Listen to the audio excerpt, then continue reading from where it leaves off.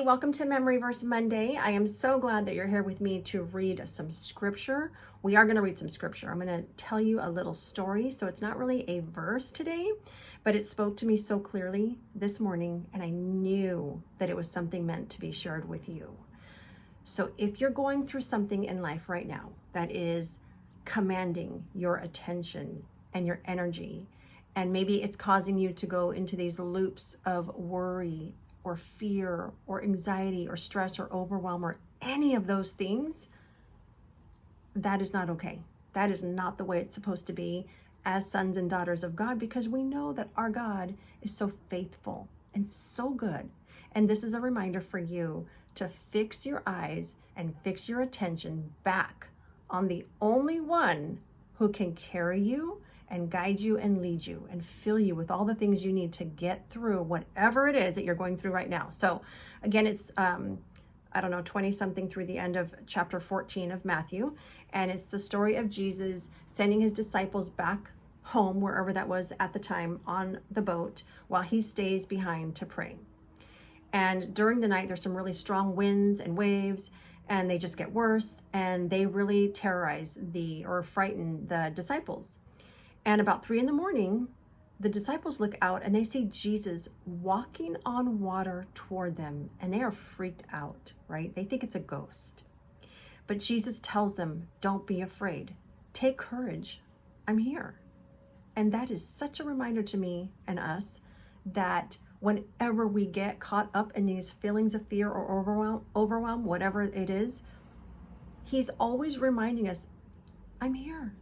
You don't have to fear. And then Peter calls out to him and says, if it's really you, tell me to come to you. And Jesus very calmly just says, yes, come.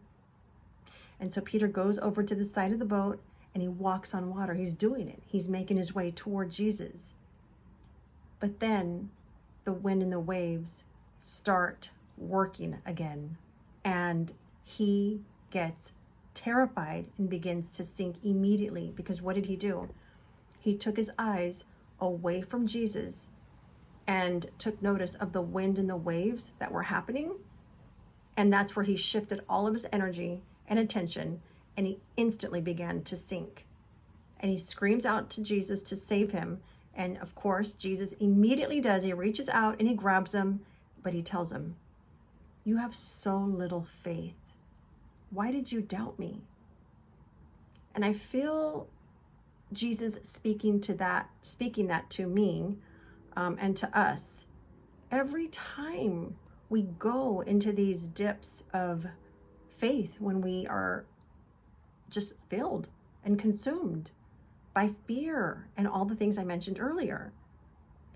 Verse 32 says, when they climbed back into the boat, the wind stopped.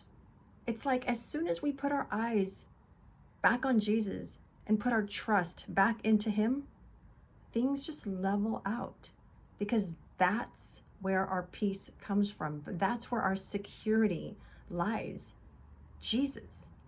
Then the disciples worshiped him. You really are the Son of God.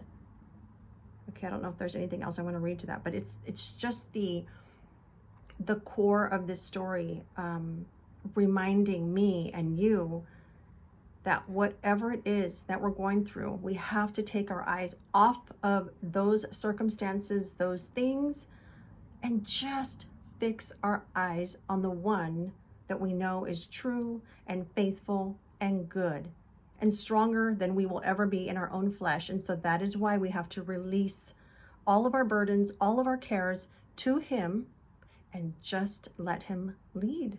So it's a combination of being surrendered, but also standing in your faith by trusting him, truly, truly trusting him by every time. And I know it's hard, because I'm going through something right now where we get caught up in our thoughts. Again, these loops that just seem endless and overpowering at times, and just going back to God. Like, I know you are the one in charge. I know you're the one in control. I give it to you. Please take it from me, because you tell me to give it to you.